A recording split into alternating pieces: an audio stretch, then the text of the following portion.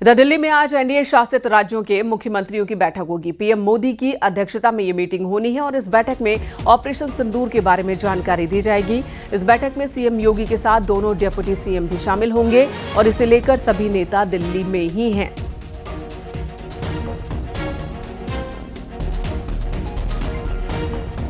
PM Modi की अध्यक्षता में आज मीटिंग होनी है। एनडीए शासित राज्यों के मुख्यमंत्रियों की ये बैठक है। बीजेपी और सहयोगी दल के मुख्यमंत्री इस मीटिंग में मौजूद होंगे। पीएम मोदी की अध्यक्षता में ये बैठक होगी और यहां एक बार फिर आतंकवाद के खिलाफ एकजुट होकर लड़ने की बात होगी। ऑपरेशन सिंदूर की जानकारी सभी एनडीए शासित राज्यों के मुख्यमंत्रियों को देंगे प्रधानमंत्री। साथ ही एकजुटता की बात एक बार फिर होगी। संदीप पांडे हमारे सहयोगी इस वक्त हमारे साथ फोन लाइन पर जुड़ गए हैं। संदीप, ये मीटिंग कितने बजे होनी है और इस मीटिंग को लेकर और क्या जानकारी? देखिए, दिल्ली के एक होटल में ये बैठक होने जा रही है। एनडीए शासित जो राज्य हैं उनके मुख्यमंत्री और उप मुख्यमंत्री इस बैठक में शामिल होंगे।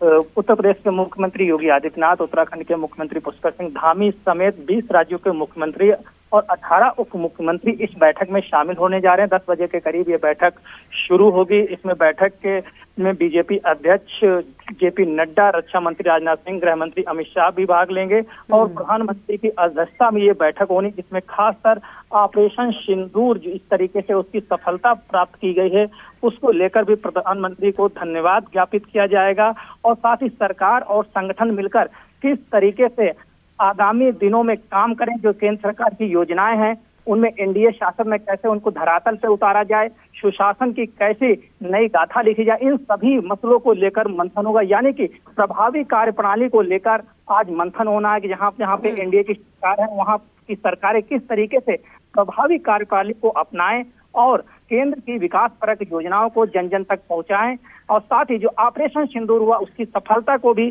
जनता के बीच कैसे पहुंचाया जाए, अपने सेना के गौरव को किस तरीके से आम जनता को अवगत कराया जाए, इसको लेकर भी आज मंथन होगा। ठीक है, धन्यवाद संदीप। तो सुबह 10 बजे ये मीटिंग होनी है। एनडीए शासित राज्यों के मुख्यमंत्री और उप मुख्यमंत्री बैठक में होंगे। पीएम मोदी अध्यक्षता करेंगे। केंद्रीय गृह मंत्री अमित शाह और रक्षा मंत्री राजनाथ सिंह की भी मौजूदगी होगी मीटिंग के दौरान। और इससे पहले कल पीएम मोदी की अध्यक्षता में नीति आयोग की 10वीं गवर्निंग काउंसिल की बैठक हुई थी और इस दौरान सभी राज्यों के प्रतिनिधियों के साथ बातचीत प्रधानमंत्री ने की। पीएम मोदी ने मुख्यमंत्रियों के साथ ग्रुप फोटो सेशन करवाया। इस फोटो सेशन में यूपी के सीएम योगी आदित्यनाथ, उत्तराखंड के सीएम पुष्कर सिंह धामी, मध्य प्रदेश के मुख्यमंत्री मोहन यादव, छत्तीसगढ़ के मुख्यमंत्री विष्णु देव साय, राजस्थान के मुख्यमंत्री भजन लाल शर्मा मौजूद थे। गैर बीजेपी शासित राज्यों के मुख्यमंत्रियों के साथ भी प्रधानमंत्री ने फोटो सेशन करवाया। बातचीत की तस्वीरें उनके सामने आई और इस दौरान पीएम मोदी ने कहा कि विकसित भारत हर भारतीय का लक्ष्य है। राज्य विकसित तो भारत विकसित होगा। हमें विकास की गति बढ़ानी होगी।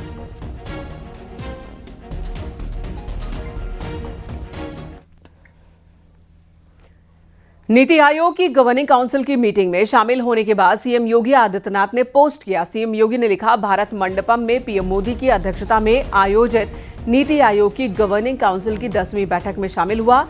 इस बैठक में विकसित राज्य फॉर विकसित भारत एट 2047 विषय पर गहन विचार विमर्श हुआ।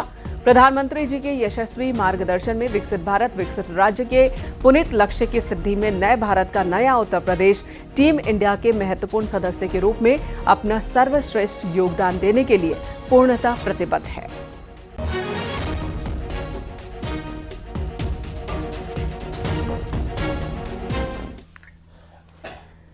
इधर प्रदेश में बिजली कर्मियों की हड़ताल को लेकर सरकार सख्त हो गई है। योगी सरकार ने आंदोलन करने वाले कर्मचारियों को बिना जांच बर्खास्त करने का ऐलान किया। 29 मई को यूपी में बिजली के निजीकरण को लेकर होने वाली बिजली कर्मचारियों की हड़ताल को देखते हुए सरकार ने ये सख्त कदम उठाया। सरकार के इस ऐलान के बाद विद्युत कर्मचारी संयुक्त संघर्ष समिति की ओर से भी बयान आया है, जिसमें फिलहाल बिजली कर्मी की ओर से हड़ताल नहीं करने का ऐलान किया गया। समिति ने साफ किया कि सिर्फ यूपीपीसीएल के कुछ अधिकारी हड़ताल के नाम पर शासन को गुमराह कर औद्योगिक अशांति फैलाना चाहते हैं। देखिए, पहली बात तो यह है कि विद्युत कर्मचारी संयुक्त संघर्ष समिति की हड़ताल की कोई नोटिस नहीं है और यह पिछले 6 महीने में तीसरी बार है जब पावर कॉरपोरेशन के चेयरमैन डॉक्टर आशीष गोयल ने मुख्य सचिव को, जिलाधिकारियों को, पुलिस अधिकारियों को सर्कुलर जारी करके यह कहा है कि बिजली कर्मचारी हड़ताल पर जाने वाले हैं और वो हड़ताल की तैयारी कर रहे हैं। दरअसल ऐसा प्रतीत होता है कि निजी घरानों के साथ उनकी इतनी मिली भगत हो गई है कि वह निजीकरण करने के लिए इतने उतावले लग रहे हैं कि वह बिजली कर्मियों पर अनचाहे हड़ताल थोपना चाहते हैं। हम लगातार कर रहे हैं, रोज़ हम अपना जो डायरेक्शन देते हैं उसमें हम कहते हैं कि बिजली कर्मी शांतिपूर्वक आंदोलन करेंगे लेकिन उपभोक्ताओं को कोई तकलीफ न होने पाए। उत्तर प्रदेश के बिजली कर्मचारी संगठनों का कहना है कि बिजली का निजीकरण न सिर्फ कर्मचारियों के लिए बल्कि आम जनता के भी हित में नहीं है, इसीलिए वो लगातार इसका शांतिपूर्ण ढंग से विरोध कर रहे हैं। रही बात बिजली कर्मचारियों की हड़ताल की, तो अब तक किसी भी संगठन ने हड़ताल के लिए कोई नोटिस नहीं जारी किया है, लेकिन इसके बावजूद यूपीपीसीएल के चेयरमैन बीते 3 माह में बिजली कर्मचारियों द्वारा हड़ताल किए जाने की झूठी सूचना शासन सत्ता को देकर जबरन औद्योगिक अशांति फैलाने का काम कर रहे हैं। ऐसे में वो मुख्यमंत्री से मांग करते हैं कि ऐसे अधिकारियों के खिलाफ कड़ी से कड़ी कार्रवाई की जानी चाहिए। कैमरामैन उपेंद्र के साथ Rajiv Pratap Singh, news 18 Lucknow. Lucknow CBI office में एएसआई पर धनुष और बाण से हमला किया गया, जिसका वीडियो सामने आया है। आरोपों के मुताबिक दिनेश मुर्मू नाम के शख्स ने एएसआई पर तीर से वार किया। सीबीआई गेट पर संदिग्ध रूप से बैठे दिनेश मुर्मू को टोकने पर उसने हमला कर दिया। सीने पर उसने बाण से हमला किया, जिसकी वजह से एएसआई वीरेंद्र सिंह बुरी तरह से जख्मी हो गए। उन्हें इलाज के लिए सिविल अस्पताल ले जाया गया। पुलिस ने आरोपी दिनेश मुर्मू को गिरफ्तार कर लिया है। वो बिहार के मुंगेर जिले का रहने वाला है। पुलिस के मुताबिक मानसिक रूप से वो कमजोर है। 3 दशक पहले आरोपी ने एक रेलवे कर्मचारी को घूस लेते पकड़वाया था। साल 2000 में गैंगमैन के पद पर तैनात दिनेश मुर्मू की नौकरी चली गई। रेलवे से निकाले जाने के बाद से ही वो मानसिक रूप से कमजोर हो गया। बताया जा रहा है कि वो पहले सीबीआई में केस की वजह पैरवी के लिए आया था और एक बार फिर आरोपी सीबीआई में केस चलने के भ्रम में आया था। इससे पहले भी कई बार उसने इस तरह के हमले किए हैं और जेल भी जा चुका है।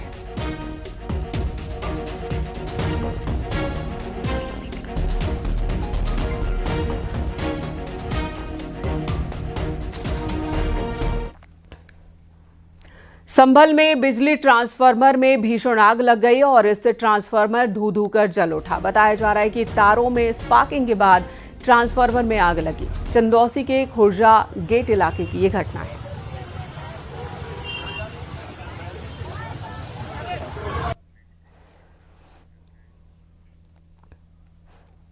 इधर नोएडा में कार वर्कशॉप में अचानक आग लग गई। आग लगने से कई कारें क्षतिग्रस्त हो गईं।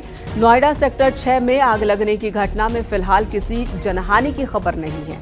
सुबह 5 बजे के आसपास आग लगी, जिसे बुझा ली गई है। कई सारी कारें जल गई।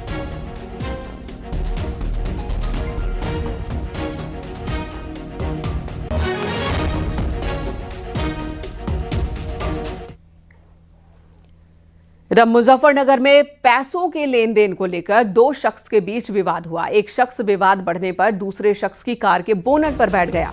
दूसरा शख्स कार पर बैठे शख्स को शहर की सड़कों पर घुमाता नजर आया। काफी देर तक शहर की सड़क पर हाई वोल्टेज ड्रामा चलता रहा और आखिर में चौराहे पर तैनात पुलिसकर्मी ने कार रुकवाई और मामले को शांत कराया।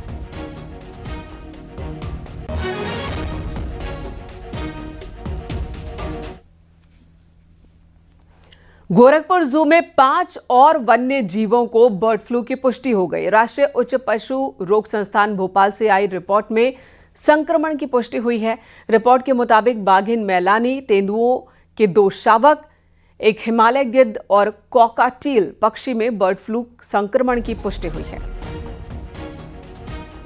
प्राणी उद्यान में 5 और जानवरों और पक्षियों में बर्ड फ्लू की पुष्टि हुई है, जिसके बाद यहाँ का जो प्रोटोकॉल है उसको और सख्त कर दिया गया है। जो लोग अंदर आ जा रहे हैं उनकी बाकायदी सैनिटाइजेशन हो रहा है, उसके बाद ही उनको अंदर जाने दिया जा रहा है। जितने भी कर्मचारी हैं जो काम कर रहे हैं, अगर वो बाड़े के पास तक जा रहे हैं तो पूरा पीपीई किट पहन के जाना है, नहीं तो अगर वो परिसर में काम कर रहे हैं तो उनको मास्क लगा के सैनिटाइजिंग करके ही अंदर जाना है।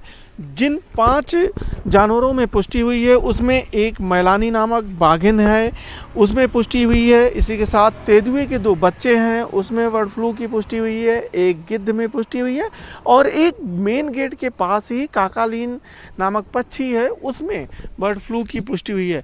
हालांकि राहत की बात यह है कि जो 1 सप्ताह का प्रोटोकॉल होता है वो प्रोटोकॉल ये पक्षियाँ पूरी कर रखी हैं और अभी सभी स्वस्थ हैं। उनका इलाज इसी हॉस्पिटल में किया जा रहा है। इधर गोरखपुर में जल्द ही 30,000 से ज्यादा क्षमता वाला एक cricket stadium, international cricket stadium बनने वाला है। मुख्यमंत्री योगी आदित्यनाथ ने गोरखपुर वाराणसी मार्ग पर स्थित तालनादौर में 106 एकड़ में इंटरनेशनल क्रिकेट स्टेडियम बनाने का ऐलान किया। इसके लिए करीब 292 करोड़ रुपए स्वीकृत कर दिए गए हैं। गोरखपुर का क्रिकेट स्टेडियम प्रदेश का चौथा इंटरनेशनल स्टेडियम होगा। कानपुर, लखनऊ के बाद वाराणसी में इंटरनेशनल स्टेडियम निर्माणाधीन है। गोरखपुर में मुख्यालय से करीबन 17 किलोमीटर दूर गोरखपुर बनारस एक्सप्रेसवे पे एक अंतर्राष्ट्रीय खेल स्टेडियम का निर्माण प्रस्तावित है। उसके लिए 44 हेक्टेयर ज़मीन यानी कि करीबन 106 एकड़ ज़मीन चिन्हित किया गया है। ये 292 करोड़ का परियोजना है और जिसकी कार्यदायी संस्था PWD बिल्डिंग डिवीजन है। इसका टेंडर्स भी फ्लोट हो गया है और टेक्निकल बिड संभवतः 3 जून का डेट फिक्स हुआ है और हम लोग एक्सपेक्ट कर रहे हैं कि अगले 2 से ढाई महीना में इसमें हम लोग कार्य धरातल पे ले आएंगे।